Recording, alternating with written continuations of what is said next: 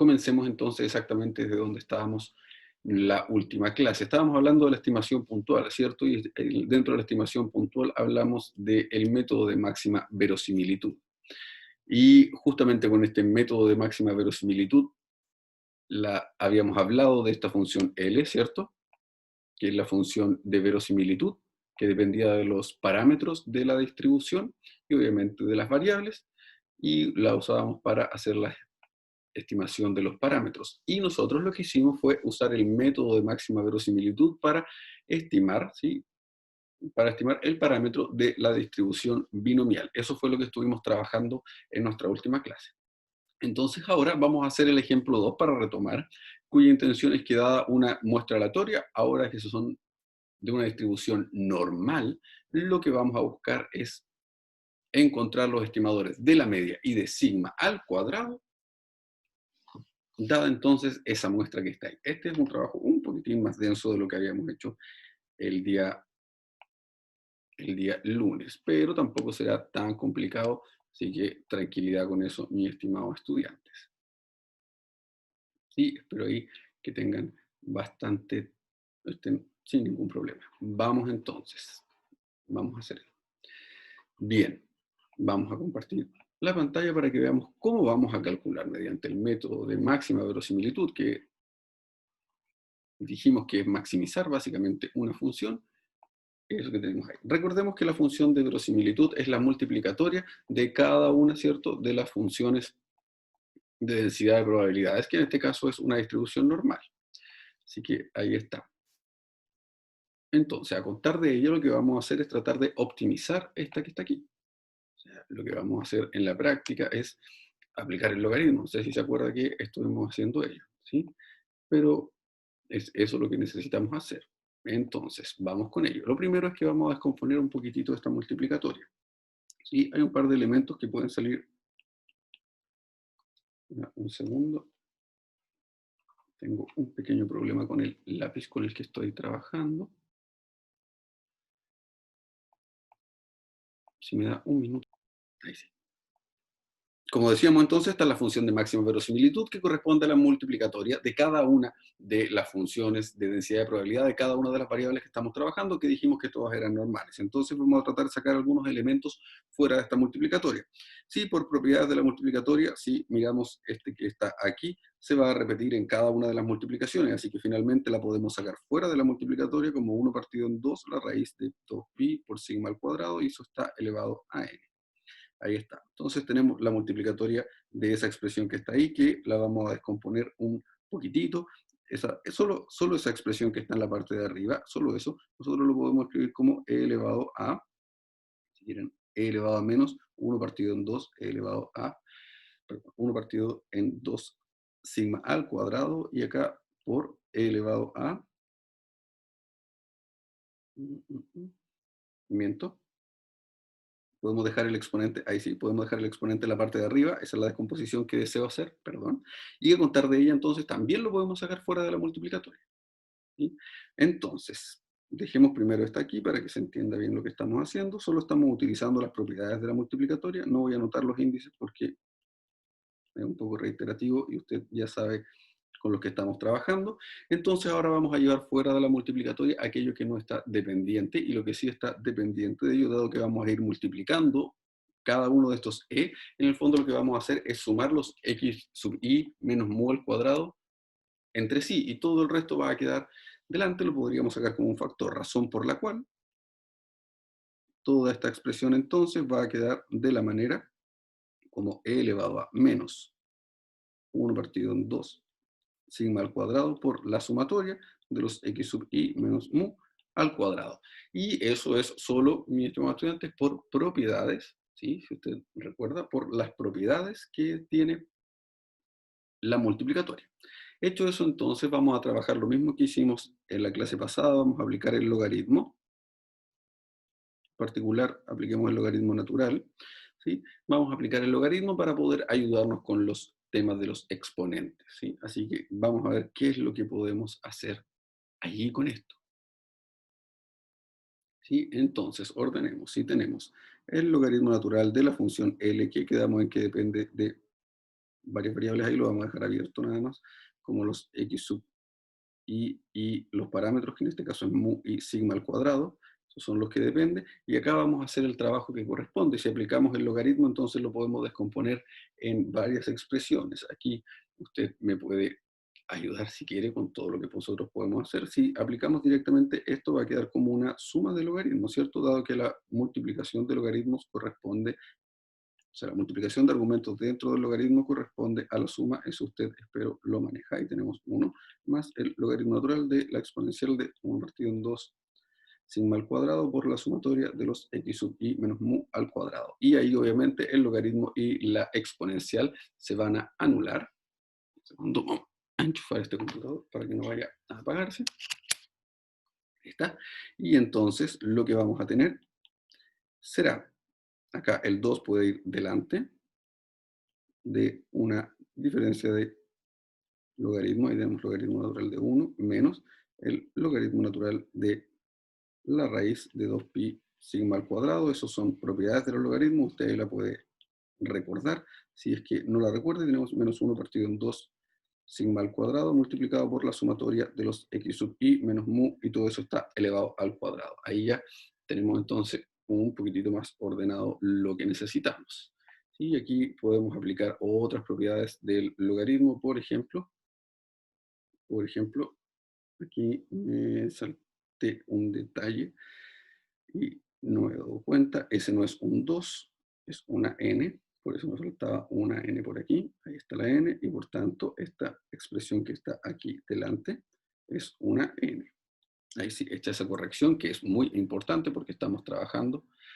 No, se lo hace para pasar los asuntos. Sí, exactamente, esa es la propiedad que estábamos usando, perdón, estaba leyendo el chat. Y aquí entonces, cosa que nos ordenemos un poquitito más. Sí, aquí usted puede hacerlo como estime conveniente. Básicamente aquí tenemos n por el logaritmo natural de 1. Usted sabe que aquí número hay que elevar la exponencial para que de 1 a 0, por tanto ese elemento desaparece. Vamos a hacerlo de inmediato, ahí usted lo puede hacer, y veamos lo que tenemos. Tenemos menos n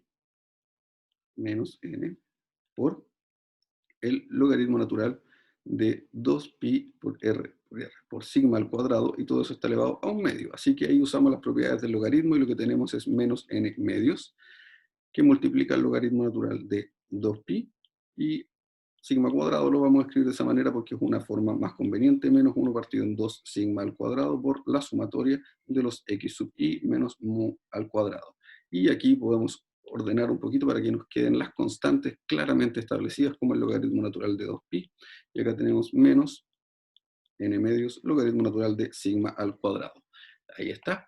Y luego tenemos menos 1 partido en 2 sigma al cuadrado, y luego viene nuestra sumatoria de los x sub i menos mu al cuadrado, y ahí está. Eso es entonces el logaritmo natural de la función L.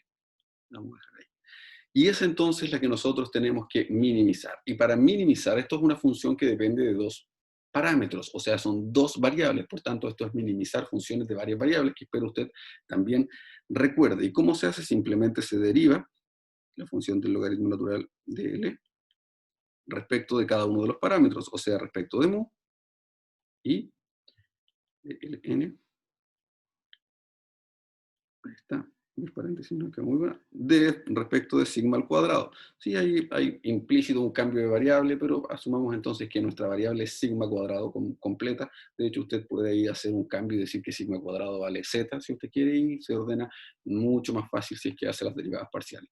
Pero entonces, si derivamos parcialmente respecto de mu, el primer término se anula, el segundo término se anula, y solo nos queda el tercer término, el cual va a quedar como, si seguimos la regla de la cadena, menos 1 partido en 2 sigma al cuadrado, son una constante. El 2 pasa hacia adelante, puede quedar fuera de la sumatoria, por la 2 sumatoria de x sub i menos mu, multiplicado por la derivada de menos mu, que en este caso será menos 1, así que ahí queda un signo positivo, los dos también se anulan, y finalmente tenemos 1 partido en sigma al cuadrado por la sumatoria de los x sub i menos mu. Y ahí está entonces la primera derivada parcial. Y si hacemos la otra derivada parcial, el primer término, dado que es una constante, también se anula, y entonces tenemos solo para el caso del segundo, tenemos menos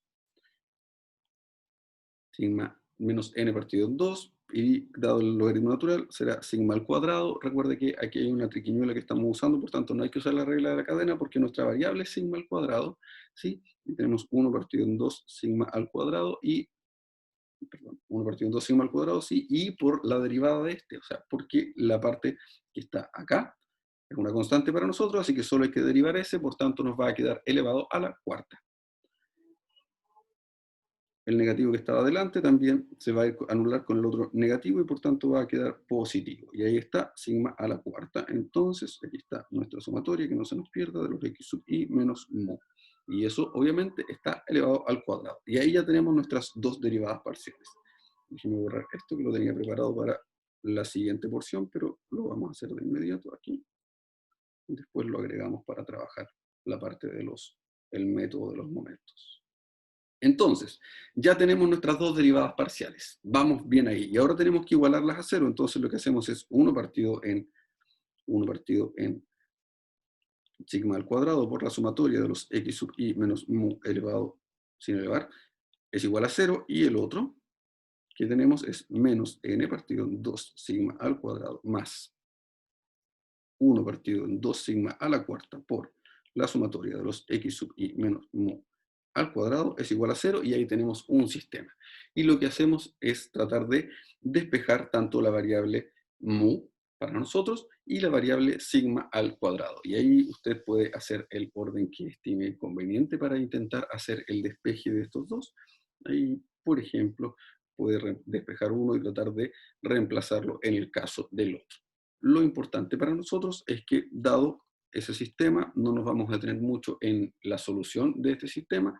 Lo que obtenemos es que si despejamos mu, corresponde a la sumatoria de los x sub i partido en n, y si despejamos sigma al cuadrado, recuerde que lo que necesitamos es sigma al cuadrado, ¿sí? Corresponde a la sumatoria de los x sub i menos mu, todo eso está elevado al cuadrado, dividido en n. Y ahí están entonces los dos valores que necesitamos. Ahí ya están entonces los dos valores que necesitamos. Y como estos son estimadores, ¿sí? Dada la función de máxima verosimilitud, es que nosotros le agregamos ahí un tonquito para indicar que son el estimador. ¿Sabemos que son estimadores de máxima verosimilitud? No, no del todo. Para poder hacerlo necesitamos la matriz hessiana. ¿Se acuerda de la matriz hessiana? Bueno, la matriz hessiana corresponde a la que trabaja con las segundas derivadas parciales, ¿cierto? Así que ahí usted, no nos vamos a tener ahora, pero usted podrá comprobar luego que esto corresponde a menos n partido en sigma al cuadrado. Este va a ser 0, este va a ser 0 por la propiedad de las cruzadas, y tenemos menos n partido en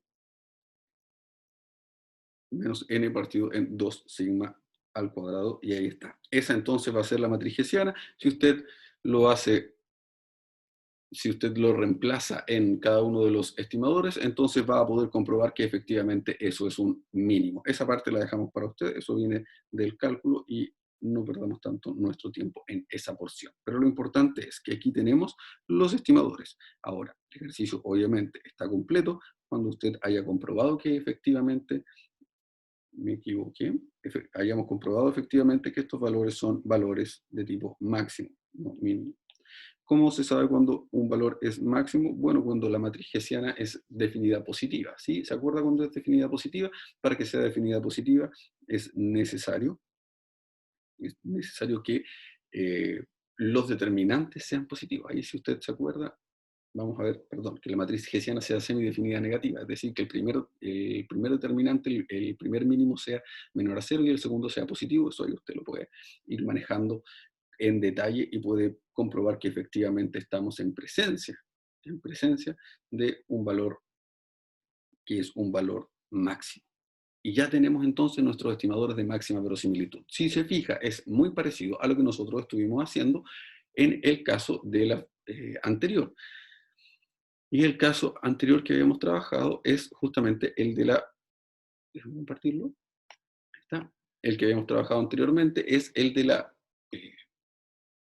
distribución binomial. Ahí fue cuando aproximamos el parámetro P. Entonces ya tenemos dos ejemplos, hay muchísimos, todos estos están por lo general desarrollados en la literatura, y de hecho voy a buscar para ustedes un pequeño formulario donde voy a dejar los estimadores para todos. En general son fórmulas las que se utilizan, son estimadores que ya vienen dados, pero así es como se deducen mediante el método de máxima verosimilitud. Entonces usted puede encontrarlo dependiendo de la distribución. Y eso sirve para todas las distribuciones. Es la misma forma. Básicamente es escribir correctamente la función de verosimilitud y maximizarla tal como usted sabe hacerlo, dependiendo de si es de una variable, dos, tres, ahí depende del tipo de distribución y de la cantidad de parámetros que tengamos. Hasta aquí con el método de estimación mediante el método de máxima verosimilitud. ¿Hay alguna consulta? Si no hay ninguna consulta, por favor, indíqueme con un no para poder tener alguna noción ahí de quiénes están atentos y quiénes han estado escuchando. ¿Sí? ¿No? ¿Ninguna consulta? Perfecto, gracias, don Martín, por su respuesta. Entonces, avancemos. Ya que tenemos el método de máxima verosimilitud, pasemos al siguiente de los métodos de estimación puntual. El siguiente de los métodos de estimación puntual que debemos trabajar se llama método de los momentos. Y aquí es donde usted tiene que recordar cuando en algún minuto trabajamos los momentos, o trabajaron con el profesor Aldo, no lo recuerdo, los momentos, ¿sí? Usted se acuerda que existen los primeros momentos, uno es la esperanza, el primer momento, ¿sí? ¿Se acuerda? El segundo momento, en torno al cero, por ahí tenía que relacionarse con la varianza, si es que usted se acuerda por ahí. Entonces, por ahí tiene que utilizar lo que ya conocía. Y entonces, aquí están los momentos, aquí están los momentos muestrales definidos, y a contar de ello es que nosotros vamos a usar el método de los momentos para hacer estimaciones, ¿sí? Estimaciones de los parámetros, de igual manera que lo habíamos trabajado. Entonces, lo que vamos a intentar hacer ahora es decir que tenemos una función de densidad para las variables que están ahí, ¿sí? Las variables x sub i distribuyen entonces mediante una uniforme, ¿sí? Con parámetro 0 y el otro parámetro el que llamamos teta, donde teta no es conocido. Y a contar de ello, entonces, lo que nosotros queremos hacer es ser capaces de calcular para entonces, los estimadores correspondientes o el estimador correspondiente al parámetro teta. Perfecto, entonces vamos a compartir nuestra pantalla para que veamos cómo es que se desarrolla esto que está aquí.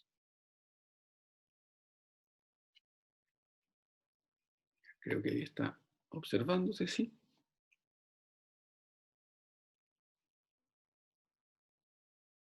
¿Sí? Entonces, yo le voy a recordar por aquí, esto es una uniforme, le voy a recordar por aquí que una distribución uniforme, ¿cierto? De parámetros que habitualmente llamamos AB, alfa, beta, y depende del autor. ¿Sí? Lo que me interesa sí es que si una variable tiene esa distribución, entonces su valor esperado o su esperanza, usted espero recuerde, eso lo puede encontrar en cualquier libro, su esperanza corresponde a la suma de A más B.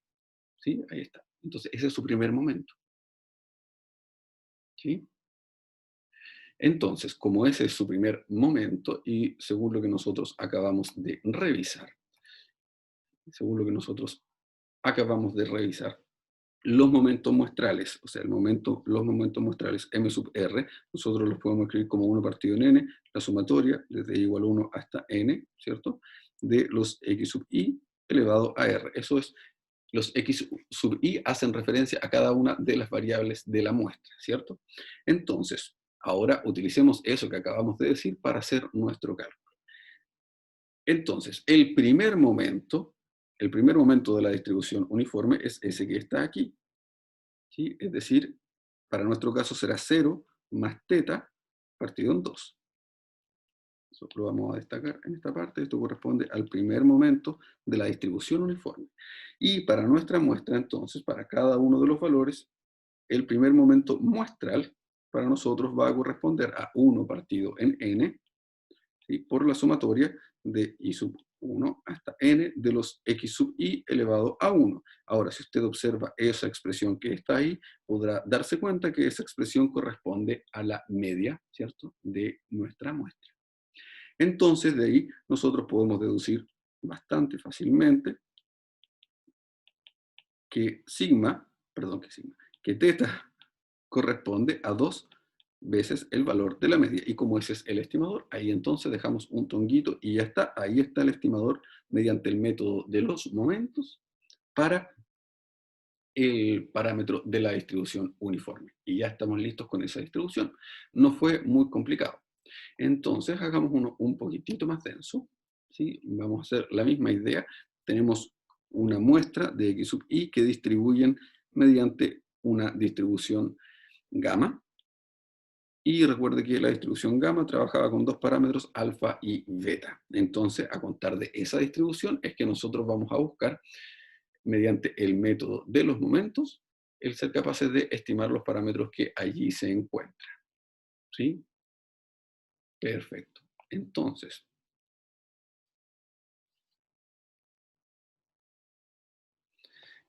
¿qué es lo que vamos a recordar? Vamos a recordar que si hay una variable cualquiera que distribuye, mediante una distribución de tipo gamma, con parámetros alfa y beta. No sé cuáles fueron las letras que usamos, pero en general son de esta manera. Entonces su valor esperado x corresponde a alfa dividido en beta, mientras que su varianza x corresponde a alfa partido en beta al cuadrado. Sí, esos son cosas que nosotros hemos estudiado ya y que tenemos básicamente por tabla. Esa es la idea de lo que nosotros tenemos. Entonces, a contar de ello, lo que nosotros necesitamos es ser capaces entonces de expresar los parámetros a contar de eso. ¿Sí?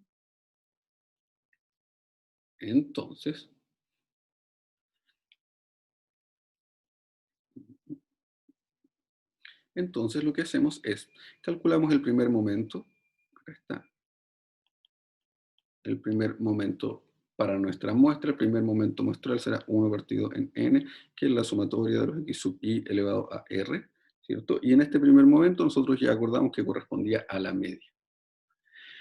Y entonces, en el segundo caso, en el segundo momento, entonces lo que tenemos es 1 partido en n, la sumatoria de los x sub i, pero al cuadrado. Y la sumatoria de los x sub i al cuadrado, espero que usted recuerde por ahí a qué corresponde. ¿Sí? Si es que no se acuerda, eso corresponde a s al cuadrado, o sea, a la varianza muestral. Ahí está entonces nuestra varianza muestral. Ya tenemos nuestra varianza muestral, nuestro primer momento y nuestro segundo momento, entonces a contar de ello, nosotros vamos a comenzar a hacer nuestro despeje. Primero recordemos entonces que alfa partido en beta, en este caso va a corresponder a x barra, y por otro lado, alfa partido en beta al cuadrado va a corresponder a s al cuadrado. ¿Sí? De donde entonces nosotros vamos a comenzar a hacer algunos de nuestros cálculos. Tratemos entonces de despejar los valores de alfa y los valores de beta. Y usted puede ahí hacer el trabajo algebraico que estime conveniente, y espero que después de él nosotros nos demos cuenta que x barra, digamos, que alfa corresponde a x barra por beta, entonces eso lo podemos reemplazar en la siguiente y tenemos x barra por beta partido en beta al cuadrado corresponde a s al cuadrado, hacemos una simplificación asumiendo que beta es distinto de 0, y entonces tenemos x barra partido en s al cuadrado, el cual es el valor de beta del segundo parámetro. Ahí está entonces listo nuestro segundo parámetro, y sabiendo que está listo ese segundo parámetro, entonces podemos reemplazarlo en el primero y tenemos x barra elevado al cuadrado partido en s al cuadrado, y ahí está entonces los estimadores correspondientes al valor de alfa y el estimador correspondiente al valor de beta. Se me está cayendo el estudio. Entonces, ahí están los dos estimadores correspondientes. Tenemos el estimador de alfa y el estimador de beta mediante el método de los momentos. Como decíamos, ¿cuál es la clave del método de los momentos? La clave del método de los momentos está en esta parte de aquí. La clave del método de los momentos está justamente en los momentos muestrales. Vamos allá.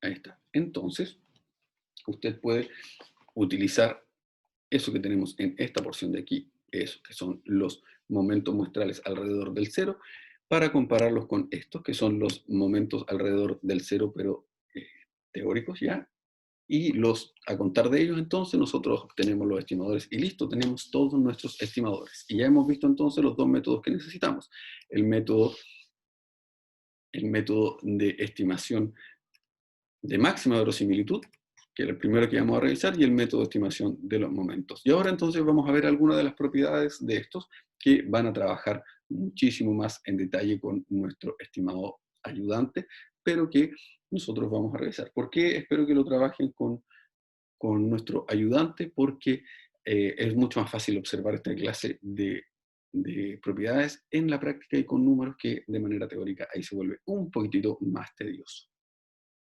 Entonces, tenemos ahí el método de los momentos. Entonces, una primera cosa es que necesitamos definir lo que es el error cuadrático medio. Entonces, tenemos un estimador cualquiera, un estimador t, ¿sí? Y a contar de ese estimador entonces, nosotros estamos estimando un parámetro desconocido que es el parámetro θ y vamos a definir el error cuadrático medio como la diferencia entre el parámetro y el estimador en el valor esperado elevado al cuadrado. Y eso, ahí tal como está definido, corresponde a la varianza más este pequeño trocito que está acá, que es lo que nosotros vamos a conocer como sesgo. ¿Sí? Esa parte de ahí nosotros la vamos a conocer como sesgo. La intención entonces es tratar de hacer que este sesgo sea mínimo, o sea, sea lo más pequeño posible. Aquí tenemos un pequeño ejemplo, entonces tenemos una distribución cualquiera y sabemos su esperanza y conocemos su varianza. Ahí están los dos valores, ¿cierto?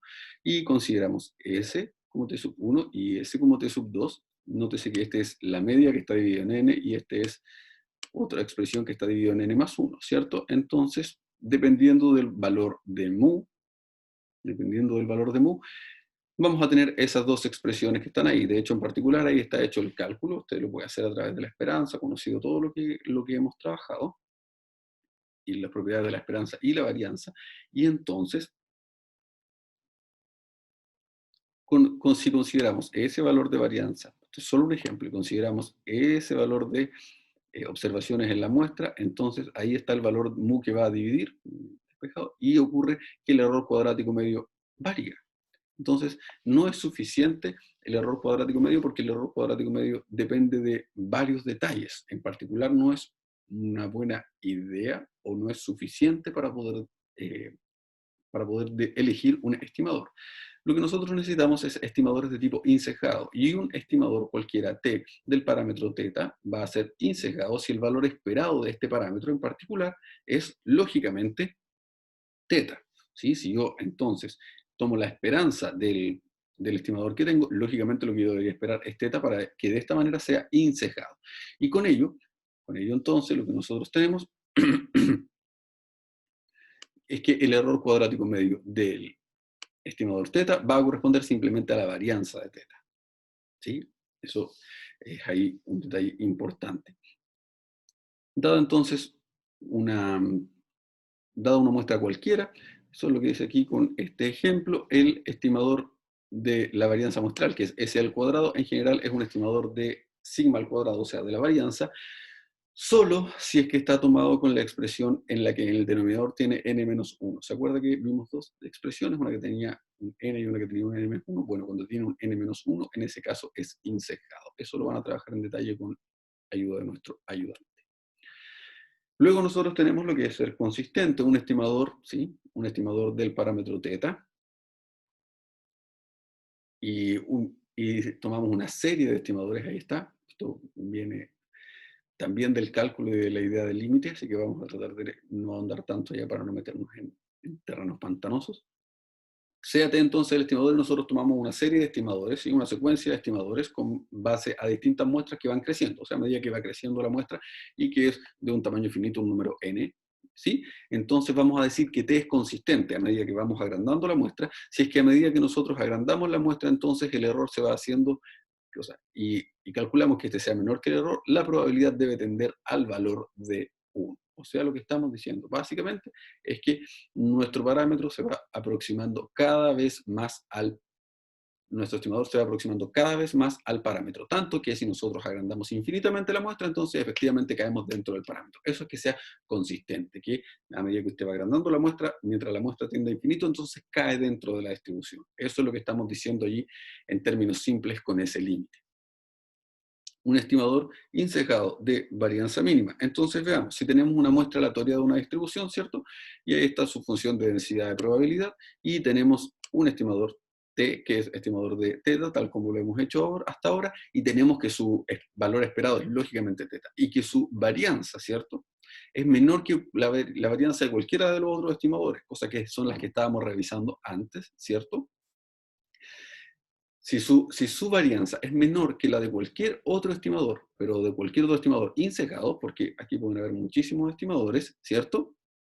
Entonces T es un estimador insecado de varianza mínima. Lógicamente, lo que estamos diciendo es que si nosotros tenemos un estimador cuya varianza es la menor de toda la varianza de todos los estimadores posibles, entonces ese es un estimador insecado de varianza mínima. Lo que estamos haciendo es juntar las propiedades anteriores en una sola frase en el fondo. Existen entonces estimadores insecados, ¿sí? Tal como habíamos dicho antes, estimadores consistentes y estimadores insecados de varianza mínima. Por último, existen estimadores que se llaman estimadores suficientes, una estadística suficiente, dada una muestra entonces, y su función de densidad de probabilidad, las mismas condiciones que antes. Se dice que la estadística T es suficiente para nuestro parámetro, o sea, es suficiente como estimador de nuestro parámetro si y solo si nosotros somos capaces de factorizar la función de verosimilitud, que espero se acuerde de ella, como una multiplicación de esto, donde lo que tenemos es una función g que solo va a depender de las variables que nosotros estamos estudiando dentro obviamente de la muestra, ¿cierto? No contiene el parámetro θ, ese es el detalle mucho más importante, y donde t, ese t que está ahí, es una combinación obviamente de esas variables, una estadística, una combinación de esas variables, y sigma. Entonces somos capaces de obtener un factor, eso es lo que estamos diciendo, un factor adelante que solo depende de las variables de la muestra. Ahí está entonces. Si nosotros la función de verosimilitud somos capaces, tal como cuando estábamos factorizando para maximizarla, somos capaces de factorizar algo adelante que solo depende, ¿sí? Que solo depende de la muestra aleatoria de la función que estamos trabajando.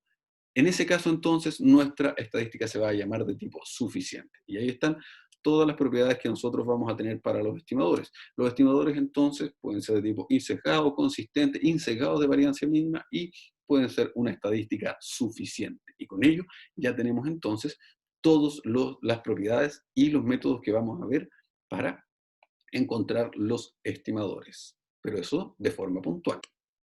Tal como habíamos dicho, entonces, lo que necesitamos ahora es pasar a la estimación mediante intervalos, o sea, la estimación intervalar. Lo que vamos a hacer es hablar un poquito de la cantidad, o sea, de la estimación intervalar, ¿sí? Y vamos a ver los distintos intervalos que podemos hacer. Existen un sinfín de intervalos, pero nosotros en particular vamos a dedicarnos a esos 4 que están allí. Entonces, vamos a partir con esto que es nuestro ejemplo. Si nosotros tenemos, tal como dice ahí, por ejemplo, unos datos muestrales que nos permiten saber que la demanda de un producto en media es 200, ¿cierto? A lo largo de 36 meses. Esa es la media que nosotros tenemos para nuestra muestra. Nosotros somos capaces de decir y a contar de eso. Somos capaces de decir y a contar de eso que la media de toda la población, no la de la muestra, o sea, la del todo, ¿sí? La del todo, se encuentra entre 150 y 250, ¿sí? No tenemos nada con qué afirmarlo. Pero ahí es donde nosotros nos tenemos que tomar de la mano, ¿sí? Nos tenemos que tomar de la mano de algunos otros detalles que hemos trabajado antes, ¿sí? Por ejemplo, conocer la distribución, conocer la desviación estándar, y eso nos va a permitir hacer cierto trabajo. ¿Se acuerda que nosotros cuando hicimos el teorema central del límite establecimos algunas cosas? Dijimos que si la desviación estándar, ¿sí?, de la muestra, en este caso, que era la que íbamos a asignar por sigma, vale 60 en este caso, ¿sí? Entonces sabemos que 2 desviaciones estándar hacia la izquierda y 2 desviaciones estándar hacia la derecha, ¿sí?, va a corresponder a esa expresión que está allí. Y con ello, entonces, tal como lo habíamos hecho antes, ¿se acuerda cuando nos daban la probabilidad y llegábamos a los bordes? Es la misma idea. Aquí, entonces, nosotros podemos despejar mu, ¿sí?, a contar de los valores que ya tenemos. Y haciendo todos los reemplazos correspondientes, entonces somos capaces de decir que mu se encuentra entre 80 y 320, ¿cierto?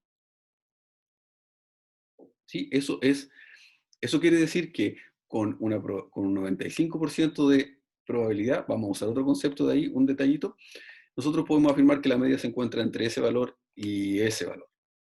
Entonces, lógicamente, cabe dentro de la afirmación que nosotros habíamos hecho, pero bajo el supuesto de que la desviación estándar es 60. Entonces ahí tenemos un pequeño supuesto, porque si cambiamos la desviación estándar y hacemos el mismo procedimiento, entonces se encuentra entre 180 y 220 la media. Por tanto, no podemos hacer la afirmación que queríamos. Lo que nosotros vamos a hacer es que estos intervalos o estos rangos que estamos dando se llaman intervalos de confianza.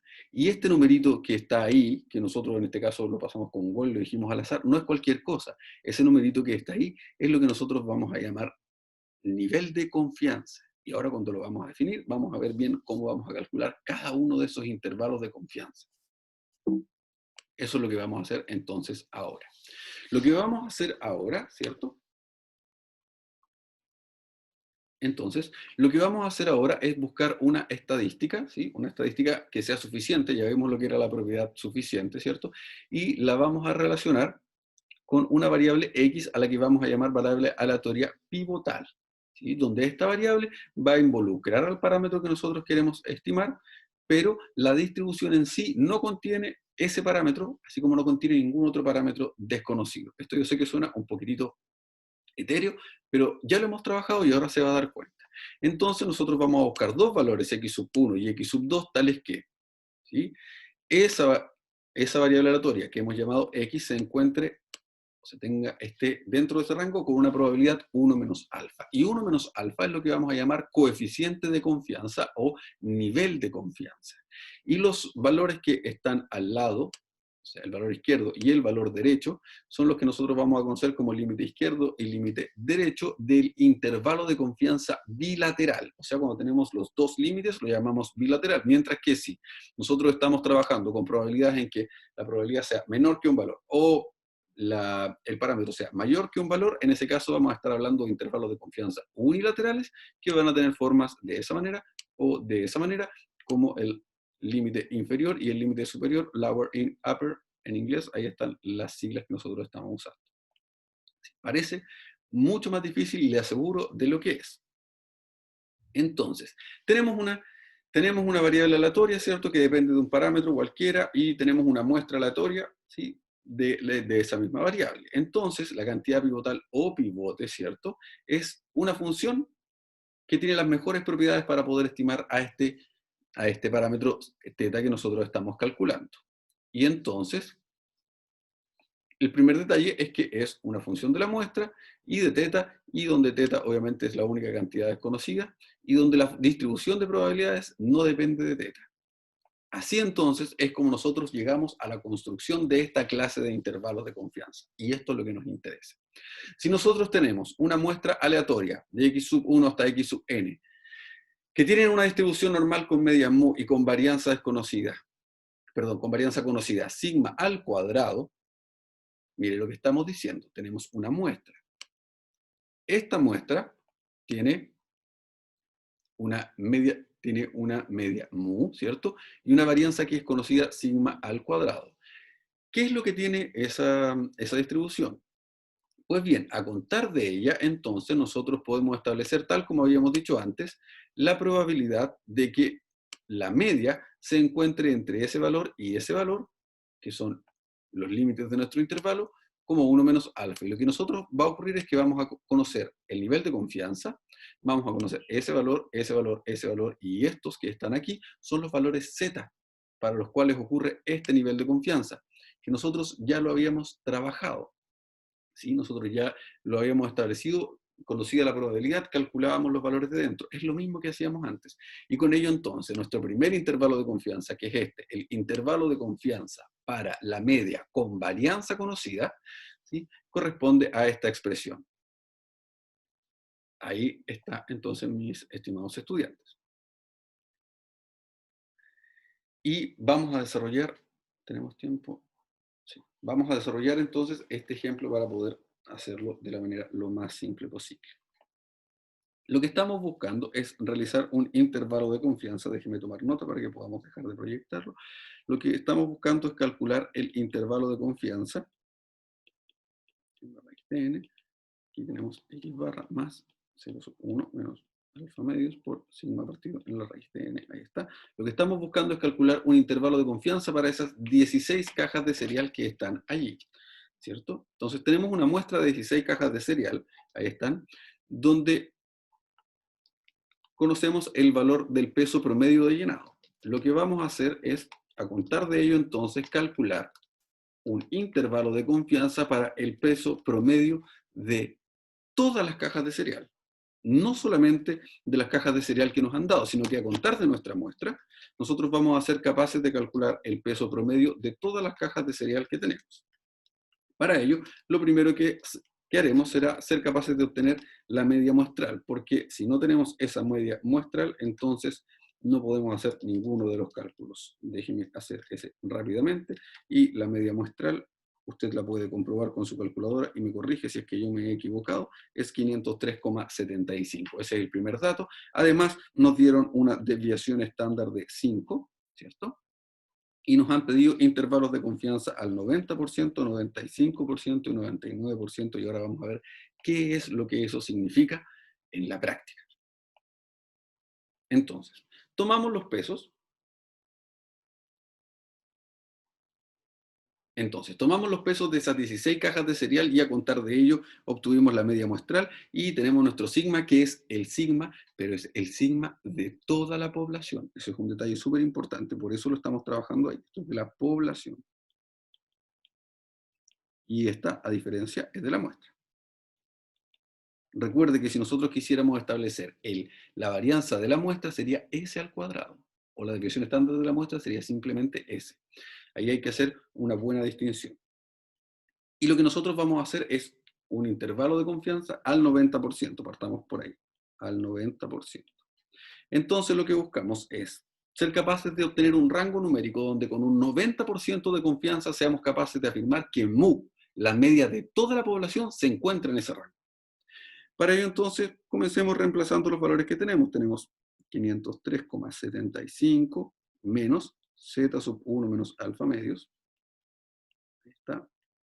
Y acá tenemos 503,75 menos z sub 1 menos alfa medios por los valores de sigma, reemplacémoslo de inmediato, y la raíz de n, recordar que n que estamos trabajando en este caso es 16.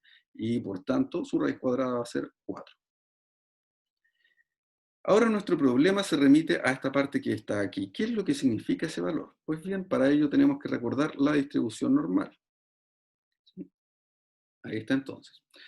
Y lo que nos han dicho es que necesitamos un intervalo de confianza que es bilateral al 90%, o sea que contenga el 90% de probabilidad. Dado que toda el área bajo la curva corresponde al 100%, nosotros podemos establecer dos valores donde aquí contengamos al 90% y por tanto aquí el 5% y por tanto aquí el 5%, y podemos ser capaces de encontrar esos valores z.